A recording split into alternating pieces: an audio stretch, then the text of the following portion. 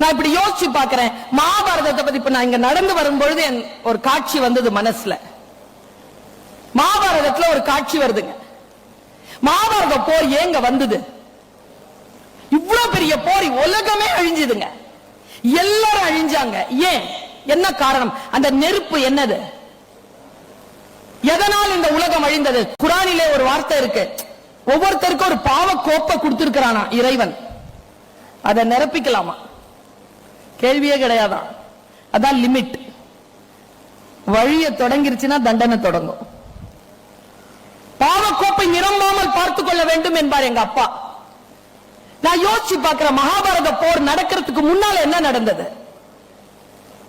திரௌபதியை கூட்டிட்டு போறதுக்கு வராங்க, ஒரு தேரோட்டி வரான்.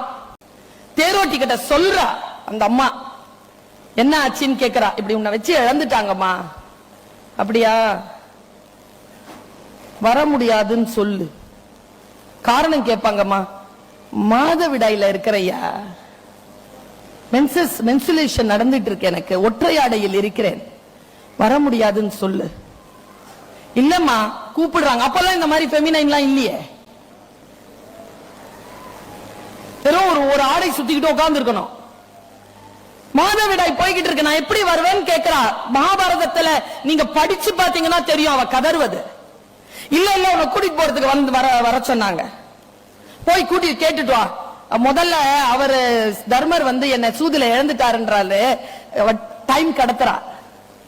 அவர் தன்னை வைத்து என்னை இழந்தாரா, என்னை வைத்து தன்னை இழந்தாரான்னு போய் கேட்டுவா. எதுக்குமா அது போய் கேட்டுட்டு வரணும்? நானே சொல்றேம்மா. அவர் எப்படிமா உன்னை வச்சு தன்னை இழப்பார்? தன்னை வைத்துதானம்மா உன்னை இழந்தார். அப்ப அம்மா சொல்லுச்சு, அவதான் அம்மா. அவ சொன்னா, நாயகன் தான் தன்னை தோற்ற பின் என்னை நல்கும் உரிமை அவருக்கு இல்லை, எந்த சாத்திரத்தால் என்னை தோற்றிட்டார். நல்லா தெரிஞ்சுக்கோங்க, மாதவிடாய் வரக்கூடிய பெண்கள் பக்கத்துல போகாதீங்க. அது உக்கிரத்திற்கான மிக உன்னதமான கட்டம். அது ரொம்ப உக்கிரமான விஷயம். அது எல்லா பெண்களுக்கும் உரியது. அது மாதவிடாய்க்கு முதல் 3 நாட்கள், மாதவிடாய் நடக்கும் 3 நாட்கள், மாதவிடாய்க்கு பிறகான 3 நாட்கள், அந்த 9 நாட்களும் வெரி பவர்ஃபுல். நீங்க வேற நவராத்திரியை மட்டும் கொண்டாடினா பத்தாது, வீட்டில் இருக்கக்கூடிய பெண்களுக்கு இந்த 9 நாட்கள் கவனமா பாத்துக்கணும். நீங்க அவ சொல்றா வர முடியாதுங்கிறா. அழைச்சுக்கிட்டு கூட்டிட்டு போனாங்கல்ல. மகாபாரத போர் வந்ததற்கு மிக முக்கியமான காரணம், அவள் தலைமுடியை பிடித்து இழுத்துக்கொண்டு போகின்ற பொழுது வழியிலெல்லாம் அவளுடைய உதிரம் சிந்தி இருந்தது என்று எழுதுகிறார்கள்.